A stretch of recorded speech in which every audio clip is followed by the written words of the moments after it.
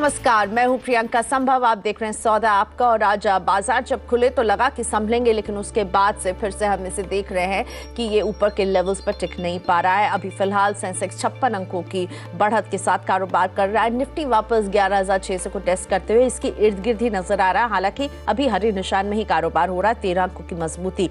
Mid cap में करीब 14 अंकों की बढ़त हम देख रहे हैं और बैंक निफ्टी 55 अंकों की बढ़त लिए हुए है। आज एडवांस डिक्लाइन रेशियो अभी फिलहाल एडवांसेस के फेवर में, यानी बढ़ने वाले शेयरों की तादाद ज्यादा है, लेकिन दोनों के बीच में बहुत ही नैरो सा मार्जिन नजर आएगा। तो 1011 शेयर हैं जो आगे बढ़ रहे हैं, तो वहीं गिरने वाले शेयरों की संख्या 929 है।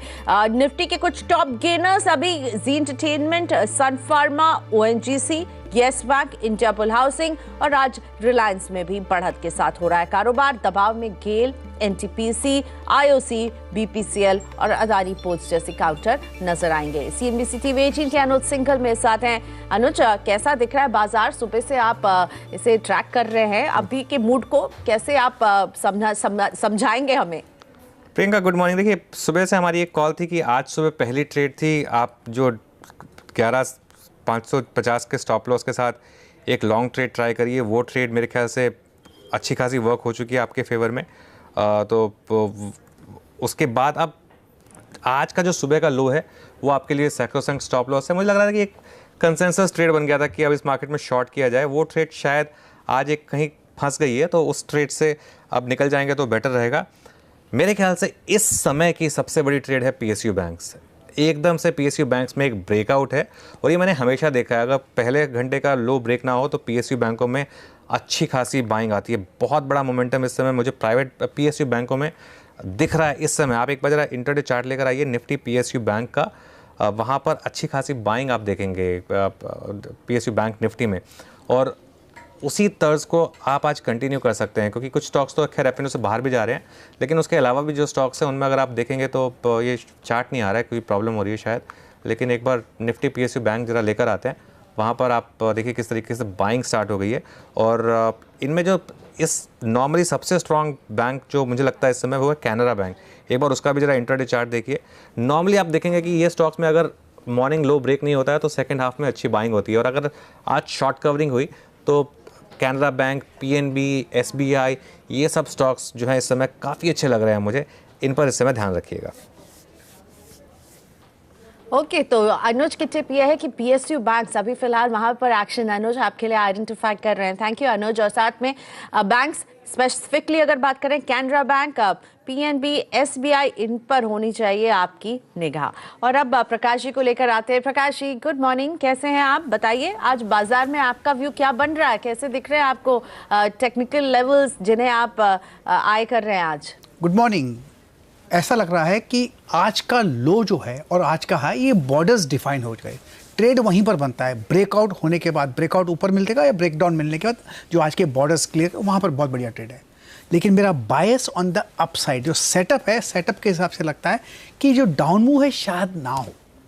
अगर होता है तो वहाँ पर बेच देना चाहिए, लेकिन मेरा बायस ऑन द अपसाइड है। यहाँ पर लेने की जगह बन जाती है। अपसाइड एक पॉसिबिलिटी है। टारगेट ऑन द अपसाइड करीब करीब हो सकते हैं 11,688। अगर उसके ऊपर भी जाता है तो 11,720 तक जा सकता है। स्ट्रॉन्ग सपोर्ट जोन 11,556 के है, लेकिन मुझे जो सेटअप नजर आता है अब, ये काफ़ी हद तक लगता है कि ऑन द अपसाइड बायस है।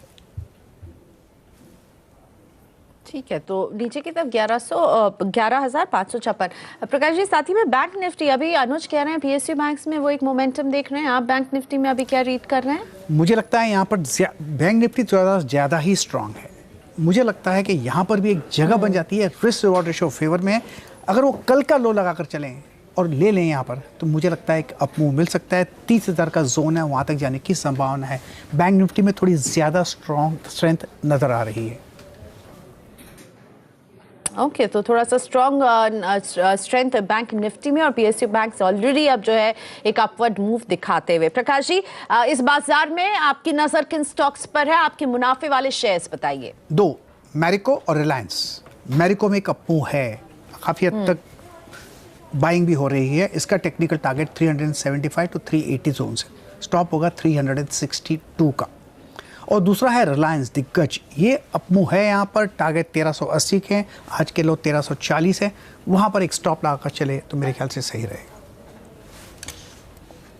ठीक है, तो अब 2 स्टॉक्स प्रकाश जी के, क्योंकि रिलायंस का जिक्र हुआ है तो एक डिस्क्लेमर भी हम आपको देना चाहेंगे यहाँ पर। आप ये जो चैनल देख रहे हैं ये टीवी 18 का हिस्सा, और टीवी 18 का स्वामित्व और प्रबंधन रिलायंस इंडस्ट्रीज के हाथों में। प्रकाश जी ने अभी कहा है कि यहाँ उन्हें एक अच्छा अपमूव दिख रहा है और खरीदारी की सलाह आपको रिलायंस में दी है। साथ ही में मैरिको, ये भी है प्रकाश जी का दूसरा पिक, और सुबह से लगातार मैरिको में एक हम अपवर्ड मूव देख रहे हैं, और प्रकाश जी कह रहे हैं बहुत सही लग रहा है, अच्छे टारगेट्स के लिए मैरिको में भी खरीदारी की सलाह आपको दे रहे हैं। चलिए अब बात करते हैं बोर्डरूम की। महिंद्रा लाइफ सर्विसेज के नतीजे आ गए हैं, मिले जुले रहे नतीजे। कंपनी की आय में हमने करीब 45% की बढ़ोतरी देखी है, लेकिन मुनाफे और मार्जिन पर दबाव देखने को मिल रहा है। तो समझते हैं इन नतीजों को कैसी देख रही है कंपनी, और मेरे साथ बात करने के लिए महिंद्रा लाइफ सर्विसेज की एमडी और सीईओ संगीता प्रसाद जुड़ रही है। गुड मॉर्निंग संगीता जी, स्वागत है आपका सीएनबीसी आवाज पर। अगर हम ईयरली बेसिस पर देखें तो नतीजे थोड़े से कमजोर लग रहे हैं, लेकिन क्वार्टरली आधार पर देखा जाए तो इंप्रूवमेंट लग रहा है। तो इस तिमाही को आप कैसे सम अप करेंगी? तो थैंक यू, आपने काफ़ी गौर से हमारा परफॉर्मेंस देखा, इसके लिए आपको धन्यवाद। क्योंकि यदि हम अपने बिजनेस को देखें क्वार्टर्स के अलावा हम आपको थोड़ी ईयर के बारे में भी बता दें। आपने देखा होगा वेदर सेल्स हो, कलेक्शन हो, कंप्लीशन हो, ज़मीन खरीदने वाली बात हो, सब में हमने बहुत ध्यान दिया है, जिसके कारण लॉन्चेस भी बहुत अच्छे हुए हैं। लॉन्चेस के साथ साथ सेल्स में भी पकड़ आई है। इसीलिए आपने देखा होगा 67% हमारी इम्प्रूवमेंट हुई है लास्ट ईयर से। और कलेक्शंस भी, कैश फ्लो सिचुएशन भी हमने बहुत सुधार लाई है। तो ये क्योंकि अभी इंडेस 115 आने के कारण क्या हो गया है कि हमारा जो ऑपरेटिंग परफॉर्मेंस है ना, वो हमारे लिए बहुत ज़रूरी हो गया है, क्योंकि ये लीड इंडिकेटर है जिसके तहत हम फ्यूचर में फाइनेंशियल परफॉर्मेंस देखेंगे। संगीता में ये बताइए कि कंपनी ने पुणे में नए प्रोजेक्ट लॉन्च किए, वहाँ डिमांड और रियलाइजेशन कैसे दिख रहे हैं? तो एक तो पुणे का प्रोजेक्ट जो हमने मार्च में लॉन्च किया, जिसका नाम सेंट्रलिस है, उस प्रोजेक्ट ने 3 दिन में 300 प्लस यूनिट बेचा है। तो obviously response has been very very encouraging.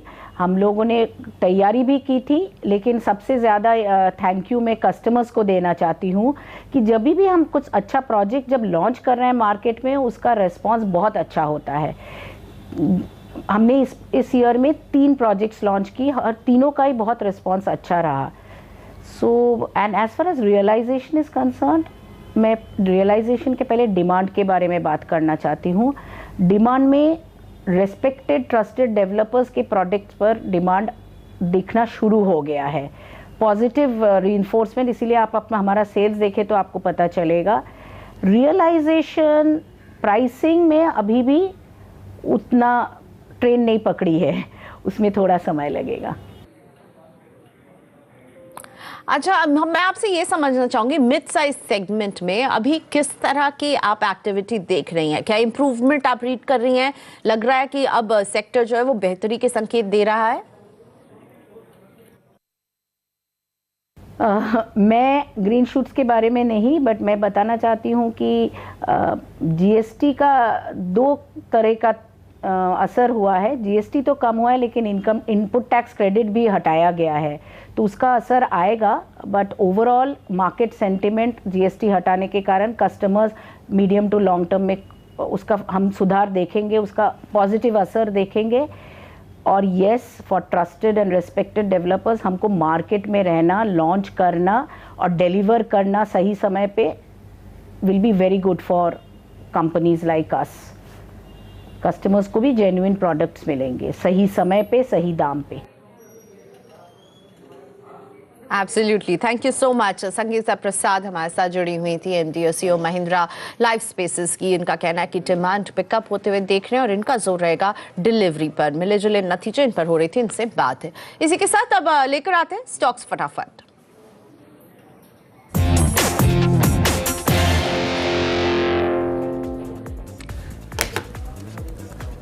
और प्रकाश जी मेरे साथ बने हुए हैं फटाफट जवाब देने के लिए। तो प्रकाश जी तैयार हो जाइए। पहला स्टॉक है जेके टायर का। गजानंद शर्मा का ये सवाल है। इन्होंने 250 शेयर खरीदे हैं और इनकी खरीद का भाव रहा है 93 रुपए 50 पैसे।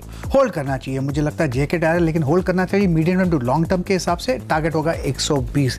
ऐसी जगह पर ट्रेड कर रहा है, लगता है यहाँ पर जो लो बना है रिसेंटली वो शायद संभल जाए। स्टरलाइट टेक्नोलॉजी, सुकुमार चाहते हैं आपकी सलाह। 250 शेयर 199 की खरीद। होल्ड करना चाहिए, मुझे लगता है आज भी एक अच्छा बाय सिग्नल जनरेट हुआ है स्टरलाइट टेक्नोलॉजी में। इसका टारगेट मुझे अब तक लगता है 240 के आसपास तक जाना चाहिए या 250, वहां पर चाहे तो प्रॉफिट बुक कर सकते हैं।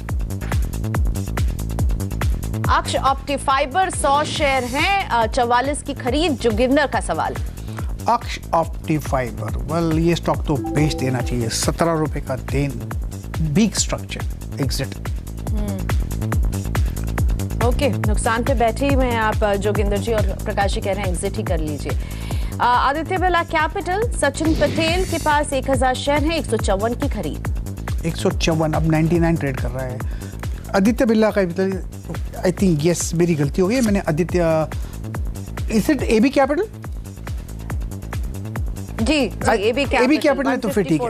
एबी कैप, या ठीक है, एबी कैपिटल को होल्ड करना चाहिए। मुझे लगता है कुछ 130 तक जा सकता है, 125 130 है तो वीक स्ट्रक्चर, लेकिन लगता है बाउंस मिलेगा। ओके, बाउंस का इंतजार यहाँ पर बनता है। पीटीसी इंडिया, निमेश का सवाल। 500 शेयर हैं 88 रुपए 50 पैसे की खरीद है।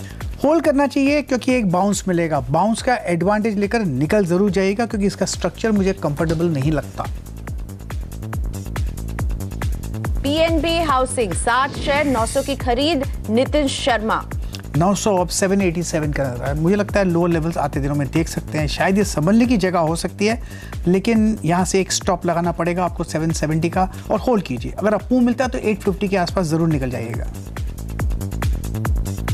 सेटको ऑटो, इंदौर से अभिजीत का सवाल है। 1000 शेयर हैं 37 की बाइंग है तो 37 रुपए। ज्यादा नुकसान नहीं है, सिर्फ 7 रुपए का ही नुकसान है, निकल जाना चाहिए। Weak structure, Setco auto.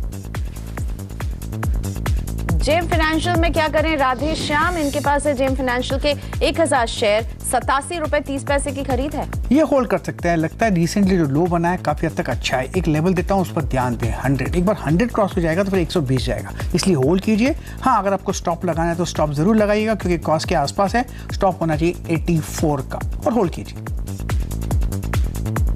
TCS, Xavier D'Souza hold करते हैं 50 शेयर 2077 रुपए की खरीद है। होल्ड ही करना चाहिए, होल्ड भी करना चाहिए। थोड़ा medium term to long term के हिसाब से जो ऑल टाइम आया है वो भी पार कर जाएगा। वीक स्ट्रक्चर नहीं है, स्ट्रॉन्ग स्ट्रक्चर है। होल्ड कीजिए, nothing to worry. Coal India, Virendra का सवाल है। 50 शेयर 245 रुपए 90 पैसे की खरीद है। मुनाफे में बैठे हैं, लेकिन 270 मुझे नजर आता है तो वहां पर होल्ड जाए तो वहां पर प्रॉफिट बुक कर सकते हैं। फिलहाल होल्ड कीजिए। रिलायंस कैपिटल, लगातार हम इस स्टॉक में प्रेशर भी देख रहे हैं। आशीष चतुर्वेदी ने इसे खरीदा है 168 रुपए पे, 168 टू बी प्रिसाइज, 168 रुपीज 30 पैसा की खरीद है। चार्ट स्ट्रक्चर तो वीक है, इस स्टॉक में होना नहीं चाहिए। अप मूव मिलता है तो एडवांटेज लेकर निकल जाइएगा, इस स्टॉक में होना नहीं चाहिए। Clear cut. सूर्य रोशनी, संतोष का सवाल। 100 शेयर 260 की खरीद। 260 मेरे ख्याल से ये होल्ड करना चाहिए। एक लेवल देता हूँ, उस पर ध्यान दीजिएगा, 270 जो आपकी कॉस्ट है के आसपास। अगर वहाँ चला जाएगा तो होल्ड कीजिएगा। मुझे लगता है 300 की तरफ जा सकता है, लेकिन उसे वक्त लगेगा। होल्ड कीजिए। दीवान हाउसिंग, ओपी शर्मा होल्ड करते हैं 400 शेयर, इन्होंने 167 रुपए पर खरीदा है। लॉस बुक कर लेना चाहिए। वीक स्ट्रक्चर, स्ट्रेंथ नजर नहीं आती दीवान हाउसिंग में। फ्यूचर कंज्यूमर, मोहित भंडारी रखते हैं 10,000 शेयर, इन्होंने फ्यूचर कंज्यूमर को खरीदा है 45 रुपए 33 पैसे के आसपास।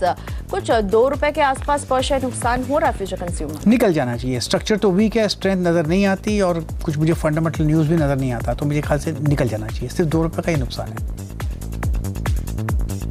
सेंट्रल बैंक ऑफ इंडिया, चैतन्य के पास है 7,500 शेयर, उन्होंने उसे खरीदा है 27 रुपए पर।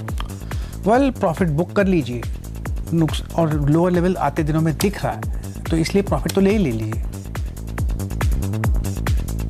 अपोलो टायर, अरशद अहमद का सवाल। 100 शेयर 228 की खरीद। होल्ड करना चाहिए, 240 का जोन दिखेगा लेकिन उसे वक्त लगेगा। अब साइडवेज जोन पर है, नथिंग टू वरी, होल्ड कीजिए। ओके, तो फिर अभी यहाँ पर होल्ड की सलाह अपोलो टायर्स में, और इसी के साथ स्टॉक फटाफट को हम रैप करते हैं। लेकिन